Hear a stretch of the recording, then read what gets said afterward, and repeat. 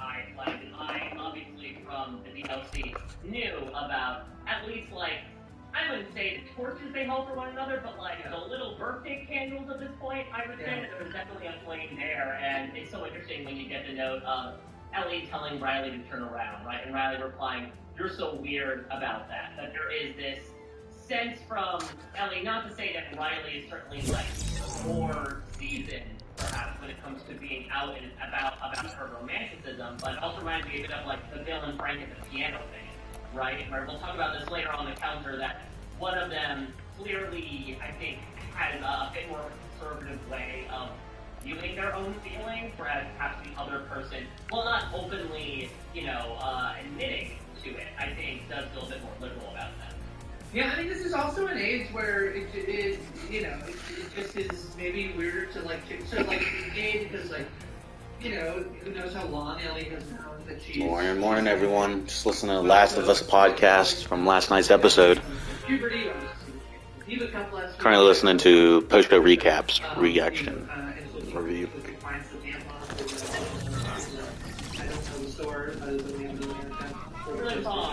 That's right. And so it is an awkward age where you don't look at people, it's not changing. You turn around. Combine that with the fact that, she's queer, so it's this extra layer of complexity. It might be one of these things going to change her and performance. Change, but there's an extra layer of complexity.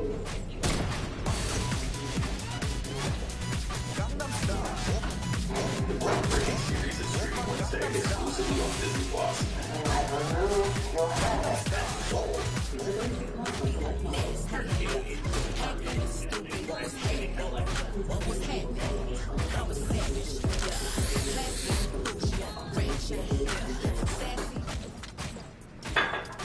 So the two of them are going to make their way, or at least they start to, into the apartment building, right? It's going to be kind of their halfway out.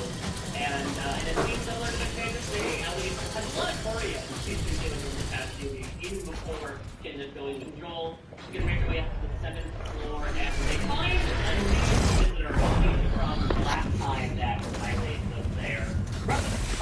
Image, or not the forebearer, what's become as here's a guy hanging out right there. And Ellie was leaning in. But I think it also is interesting Ellie's sort of morbid obsession with Jet, or someone that he's trying to become that way. And so agree that I do think there is a bit of this newness to her that loss is something she's definitely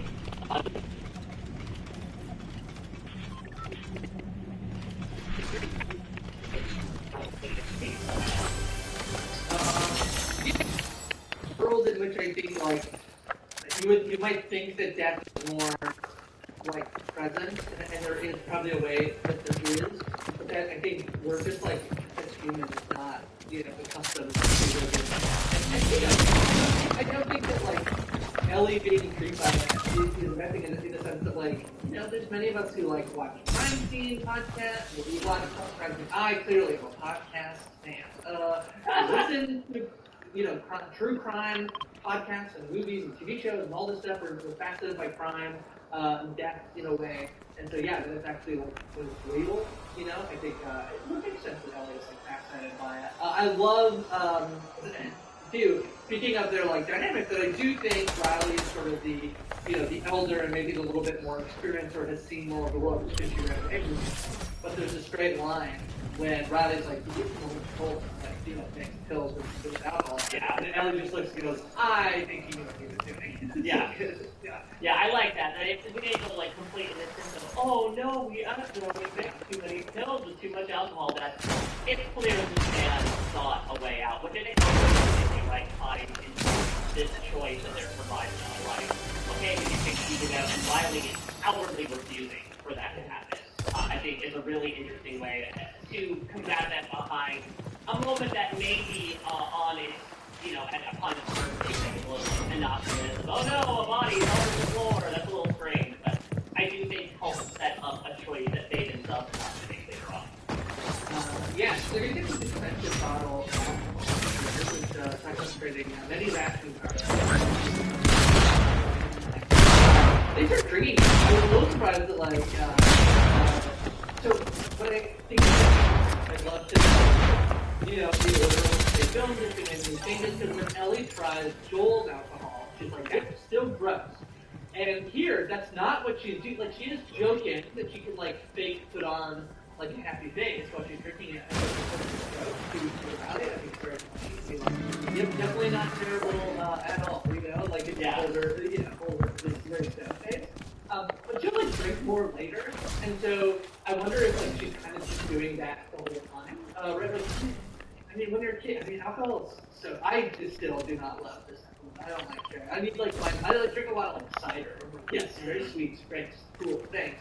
But yeah, it's interesting that this clearly happened before, and she's like kind of drinking it and not like balking at it completely. I know they're like, yep, nope, still gross. But almost as if like I feel like it's really representative of her being with life. Sometimes you do things with crush on somebody because you impress them and hang out and be cool and you do stuff you wouldn't want them to do.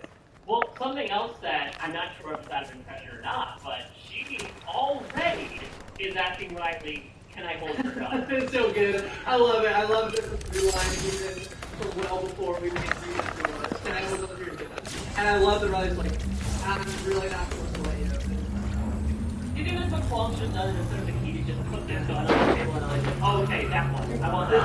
Two options. You can double in the sewers or you can yeah, I'll do that.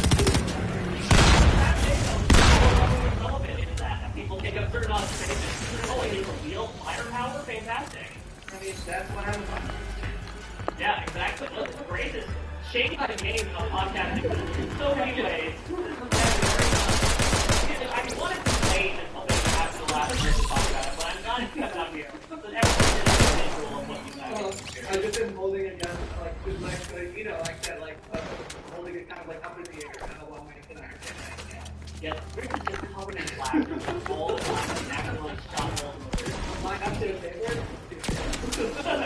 and he's still alive. I haven't heard from him in a little while. So, this is where we get Riley's Firefly origin story, right? One night, she met a Firefly guy and just kind of followed him out, and then she got spotted by, quote, an old 50-year-old woman, which we sort of infer later on, right, is Marlene, that Marlene was one of Riley whenever he recruited her. My thoughts are too, except when Riley is like, I don't know, she's really old. Is that, I guess that's Marlene. I'm thinking Or Earl Dandridge. It's like not really old. It's older. I guess if you're a kid, you just like, so it doesn't understand how old people are. So, yeah. Yeah, so this is where we have an interesting disparity of ideologies, right? This is where it's not very Romeo and Juliet, but it's a little bit of like, you know, lovers torn asunder by different politics, right? And that he talks about the Firefly, edict of quote-unquote fascistic madness. Ellie is going to pair it back with Quan told her about how Fedra holds everything together. And so it is interesting that while they have these moments of commonality, obviously, I think something that hangs above them as a tension, obviously romantic one, is of course this sort of like societal one. Despite the fact that they have such a close connection, these two are part of factions that are essentially outfitted to destroy one another. Yeah, I really like this, and what I really like about it is that it comes after the addition of Kathleen into the city. There's a way that Kathleen essentially overthrows Fedra, and then the whole city gets destroyed. So what I think is really strong about this debate, well, I definitely am fully in the camp that the Fireflies are absolutely better than Fedra. I absolutely think that people who are much more like anarchistic and want to like sort of stop oppression and fascism definitely on the more their side to the Fedra side. But I don't think that like that Ellie is completely wrong. It's like some of the propaganda and her that essentially like because what it's saying is like because of human nature. Either way, it's really hard to have like a utopian. You know, it will always be very difficult to do that. In the way that like, the Fireflies, you know, she's Emily pushes back about like you kill like innocent people, and like basically she's like, Riley's saying, we really tried to make sure it would never happen to you, whatever. But yeah, she's not saying, no, we've never not accidentally killed someone by accident. And I just think all of that is really good. I think it continues on these themes of the Kansas City episode where you have Kathleen come in and she interrogates all these people who do some extent or another. Sure, I'm interested in what Fester's doing. But we don't want all these people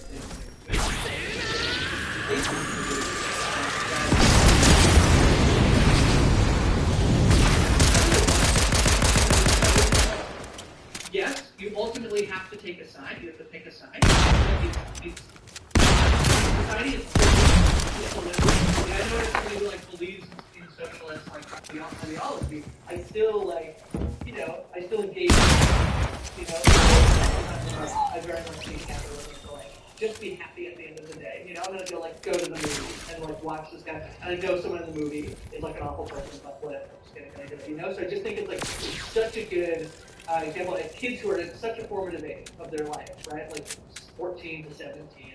I just think it's a really well written scene. It's really interesting, I think. So, yeah. Yeah, you bring up a really valid point about the intentional ages, right? It's not pushing down the fact that Ellie is just repeating exactly what Chloe told her 6 hours earlier, that she is in this and it's really brought up that it is post-Kansas City, because I agree that it's further in this reminder not only of what you mentioned, but what I also think is one of the overarching ideals of The Last of Us, which is sort of the moral sacrifices you have to make sometimes to fight for your belief, right? It's what Henry talked about with Joel when they talk about, once, Kathleen's people took over, when you spend years and years torturing, raping, and killing people, don't be surprised they do the exact same thing back to you once they get power. And it's one of these things where these people probably thought they were quote-unquote good for doing so, taking out revenge. And Fireflies is doing good. And at the same time, you mentioned that exchange that's going to come later, right? Once Ellie finds pipe bombs of Riley promising her, oh no, I made sure that they wouldn't kill you, and there's no veritable way she could do that unless she becomes a Marlene type and says, no, I put select immunity for that one person. Ironically enough for Ellie. It's this idea that violence is systemic and that no matter what, when these groups are trying to accomplish their goals, no matter what you might think from an objective perspective as whether they're quote-unquote good or bad, most of the time for them to get what they want done, it's going to have to involve oftentimes being two sides of that same coin. Yeah, look at Bill. Bill is somebody who would cast off everybody else in the world to make sure that him and Frank are okay. He can have a place where him and Frank they can both love each other. And I was this is the world But I do think I think people who are very conservative, people who life workers, fundamentally believe that closest to your conservative are conservative because they care about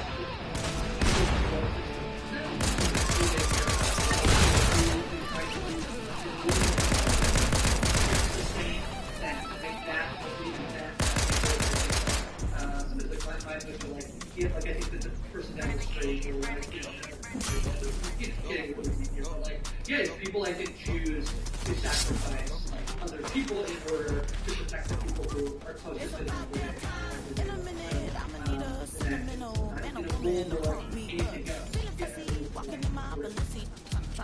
So we have reached the wall. It turns out that Fedra has put up a new sort of rise apartment building and given it that electricity. And it turns out that all happened to go on and have another for a very good purpose. That's why I think it's there. So that's for another time. Right now, we're putting it up. Neon lights shroud us in color and joy and excitement.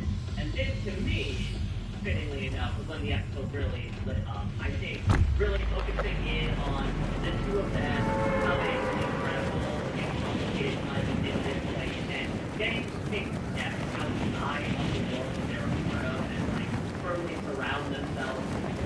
Crazy talk about the movie, very much reminds me of that, right? Taking a step into a different world, also. The dinosaur loving Riley, traveling back in time in a manner.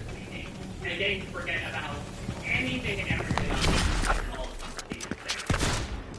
really love this. This little sweet video game complex. But I think I like that because again it shows like what Ellie is saying that like actually Pleasure is doing something like having these like apartment complexes. And the ball being lit up. It's so fun. It's so like it's useful. It's like so cute. You know, it. What I love to do is like we were, you know,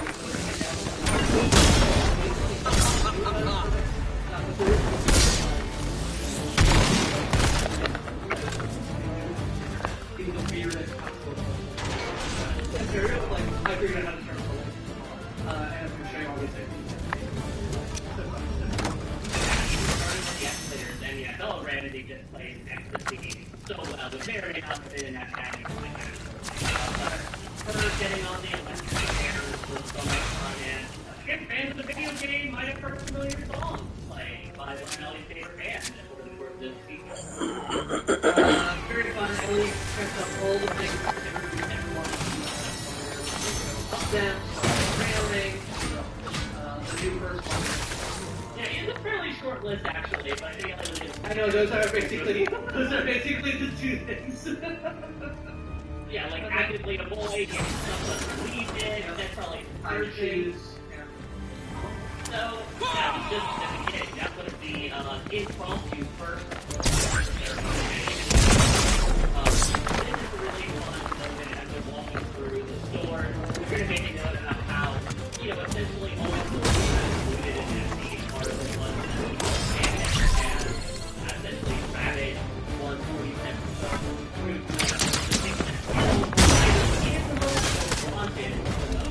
As Ellie knows, yes,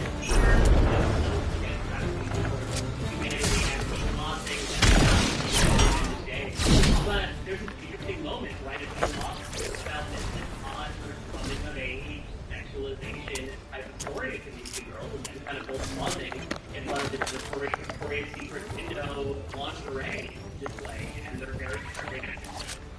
Yeah, there's this really cute moment because they sort of end up teasing each other. At least Riley is like, I imagine you in this. And to me, that's one of the things that you know, go back to Bill and Frank. These, like, I mean, the thing about these LGBTQ stories, where it seems, I think, probably from straight people, it must seem weird that like people don't do more work to essentially be like, so, you gay or what? You know, like, did they, like, you know, I've heard it. But you have to imagine, I think, like, you got into, like, what back to the day. I can't imagine the 2002 friendly. Especially in 2003, because this is Bill and Frank, remember, as well. That's right. And so there's ways in which, like, you know, this is so true of queer people from a long time ago, is like, you know, are you a friend of Dorothy? Is this this thing that people would use to signify that they're LGBTQ in code, that means just like wave it off, right? And all of these like codes and things that people had, because it's just so, just to say it's so dangerous to come out to be queer, that like you are literally like risking and to the point here too of like, I think different than Bill and Frank. Bill and Frank are people who don't know each other. But with Riley and Ellie, I think like the real fear here, I said this, like the hardest people to come out to were the people who I was closest to, and sometimes the people who I knew would be okay. Like I was like 99% sure would be absolutely okay with me. But that 1%, what that 1% holds is that they might say, I never want to see you again. I hate you. You're disgusting. You know, that's what's in that 1%, and so it moves way than 1% probably should. And so, why are they not more open? It's because, like, it's so scary. It's so scary to be known as a person, and especially when you're, like, romantically, sexually attracted to someone.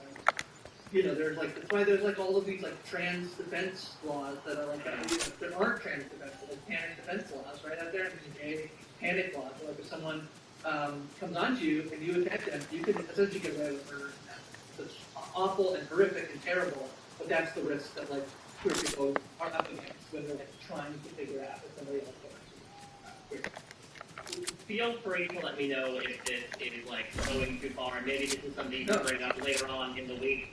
But I do wonder if there is some sort of coding as well with Ellie's special immunity condition as well with this, right? Because the more you're talking about this, the more I'm thinking back to one of Joel's rules, which is do not tell anybody about your condition. For fear of, possibly being killed for it immediately in that circumstance, it's because, like, oh, you're infected, we have to get rid of you. But I think the danger that you speak of does kind of map onto that from my perspective, at least. I don't know if I'm speaking of that there. No, I think it's interesting. I don't know that I've, the other people, I don't know that I've, seen that analogy before. I think it's very interestingly, Ellie being played, not something that really comes up in the game, and obviously is a big part of the DLC, as this is very directly with Tom. And it is a theme in The Last of Us Part 2, but I don't know if that was I feel like there's an interesting thing there in terms of don't tell anybody, but yeah, I don't know if it was the intention. Well, let's go to the real first one here, the carousel, the old merry-go-round. Are you a merry-go-round person or a carousel? I would say merry-go-round for sure, or I would say carousel. Yeah, merry-go-round is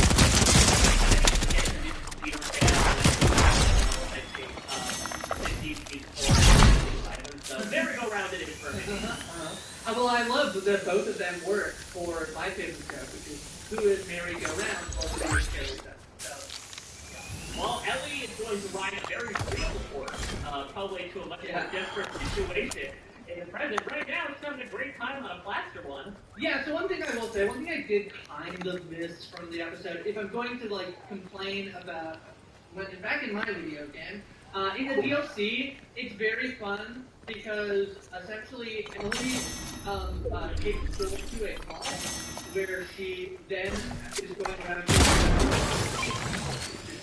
to get to some of these things earlier.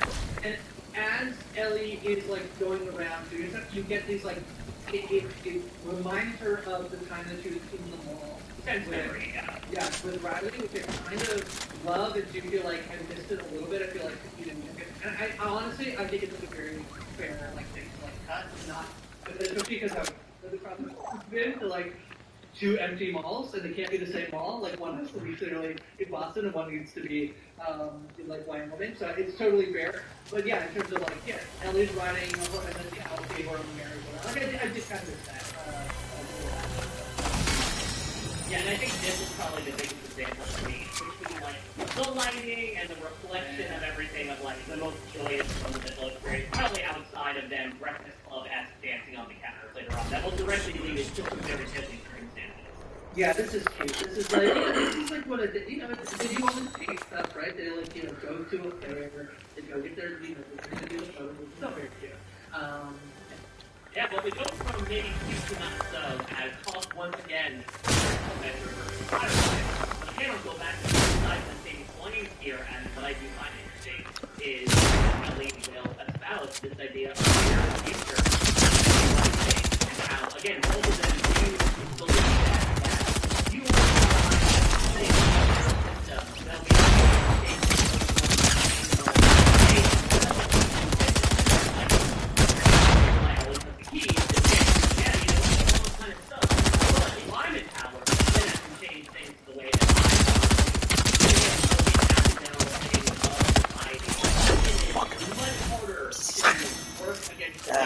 Get out of here. Damn. Yeah, I mean, it goes back to Riley. I'll make sure they never bond. Yeah, you don't have to do that. But, I mean, to the point of, it's very, I think very interesting. I think this is such an interesting conversation about can you change systems from within, or do you need to not be a part of them to be able to change it? I think it's a fascinating discussion with somebody who's been there in terms of being is this work? I feel like I'm so frustrated because I'm trying to change this thing. I want to be changed. Would it be easier if I wasn't part of it? I think it's so bad. Absolutely, and what also makes this conversation incredibly complex is that these two characters also, I think, tackle the idea of abandonment in very interesting ways. Because Riley's going to reveal the reason why she left Fedra in the first place, which, as you mentioned before, she got her career day assignment, and she is doing something that Cole himself was like about to sign up for, basically, to represent the bond on El Rivero. And she says that's what they think of me. And it's understandable that she felt disillusioned by this thing that she had been a part of, and so she decided, okay, let me go for something completely different. And so that abandonment she felt from Fedra allowed her to leave. Riley's abandonment then also fueled Ellie's feelings, right? Which is, they talk about, okay, Paul and saying that you've been acting out the past 2 weeks, and now it's become very clear that this was in response to Riley leaving. So it's interesting to see both the rationale behind Riley's abandonment and then Ellie's reaction to that abandonment. And the other thing, too, is when Riley's going to talk about Marlene finding her and giving the story, also, it's not just being worthless, but it's also, like, something as well.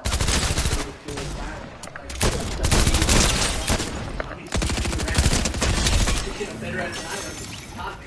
But somebody who saw something, who saw I could do something, who heard of something, and was really pulling me in rather than pushing me away, or telling me what my place was. Like this side, much more the act thing is like you need to go to the sewers rather than like a order or something that's like bigger than her.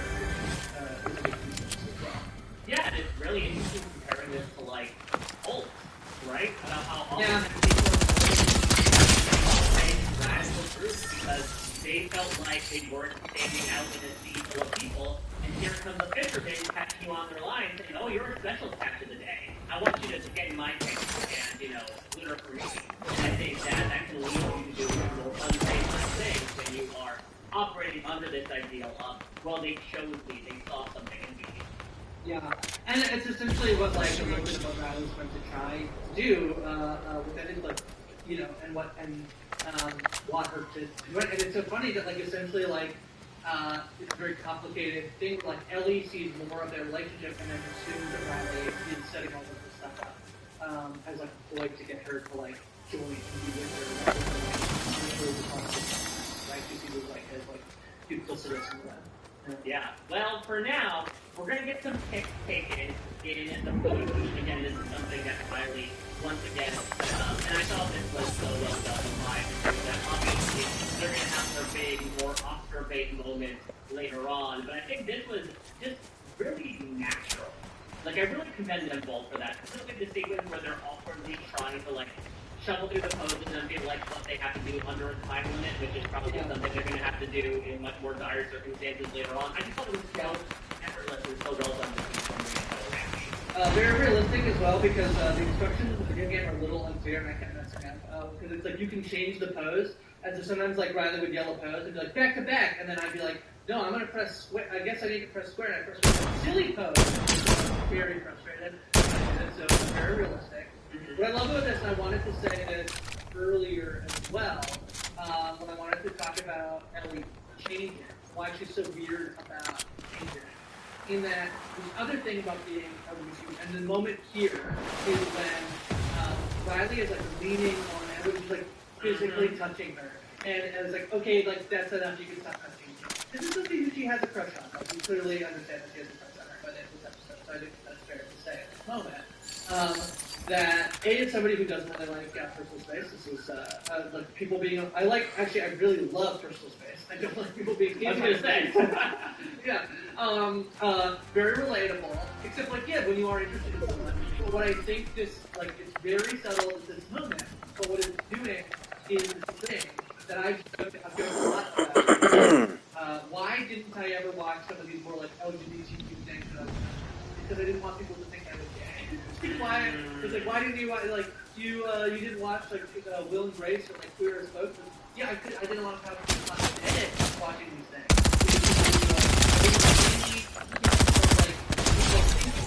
Because I hadn't done a lot of and so I'm like, no way am I watching that I actually that thing, And so this moment is very Fuck, I was musting. close to me, and then you're not gay, then you think I'm a death bad. So we gotta just like, I just gotta watch TV. I think that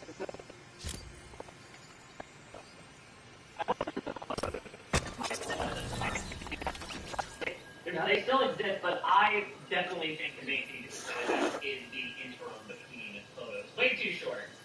Even me trying to shoot from the hip, I was like, silly face. Another silly face.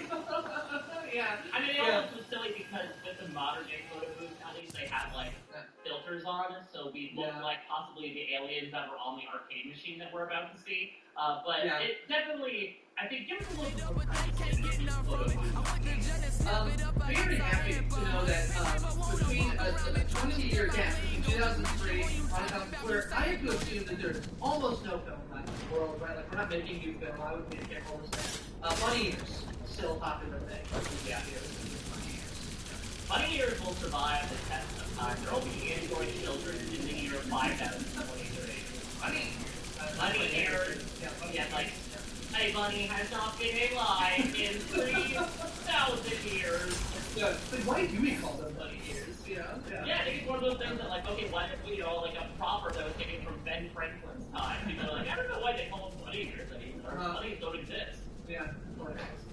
Well, let's go to the arcade here, which is absolutely the typical of the game, right? It is so joyous, as is Ellie at this point. We get a glimpse of a couple of things. You now have the memory building taking a machine and the Selena move that Ellie is going to track. Really detailed about it is that it happened very recently. Yeah, this is really cute. It's a little different in the video game. I think Karen and I will talk about this. So in the video game, it's really cute. And when we get to the arcade, they kind of play all the games. And it's kind of cute in its own right. I think you can more on that.